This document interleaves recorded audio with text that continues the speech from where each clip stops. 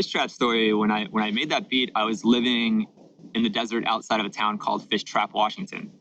I was on my way to the Washington coast, and I'd been driving for a few days, and I was tired, so I decided I was going to camp outside of the town and just relax. And I found an old farmhouse that had been converted into like a park, um, like the type of place you'd go visit when you're a kid in like fourth grade to go see how old pioneers lived.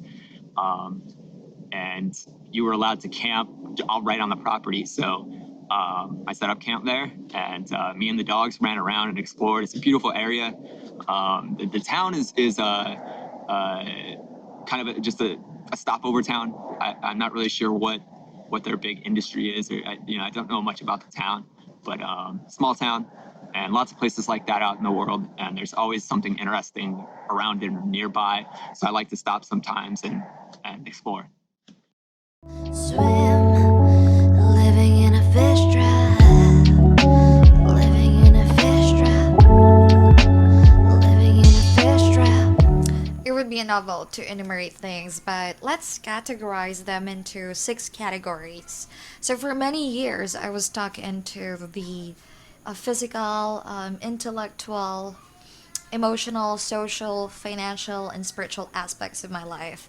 So, physical, in the Philippines, beauty pageant is very big, and I grew up joining a lot, but I didn't really grow tall enough to join even more. So I was so stuck into the physical value of me, which is really superficial. And intellectual. I was born in a family of educators, and there's certain kind of expectation to be certain someone, like an engineer, a doctor, a lawyer, and I was expected to be the electrical engineer of the family. But during the time, I was not ready to commit to things because I don't really know what I would love to do with my life.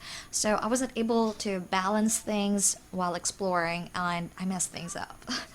So yeah, and social and emotional work are kind of related because I grew up in a small village, and I thought everybody loves me. I was just very self-entitled. And and after moving to a bigger place, I realized, yeah, I cannot please everybody. And some people may hate me, or some people would not love me, or some people would just ignore me. So, in the mind of a teenager, it was disorienting. But yeah, it's a reality that I was not ready for during that time. And yeah, financial. I was born in a middle class family, and I'm not saying all people born in middle class family have this mindset, but I learned or acquired this mindset of just choosing the safe way, the middle way. And I realized later in life, that it's not good for growth. So yeah, I was not brave enough to take risk and follow my heart, follow my passion. So yeah, and spiritual. I grew up following certain religion, and when I was in my exploration stage in life, I realized, we don't really have to discriminate which is the best or which is the better religion, because we can get different learnings, that can help us grow in different religions, and we just have to choose which one can really help us grow. So yeah. So that's my fish trap stories, quite a lot. Yeah, what's yours?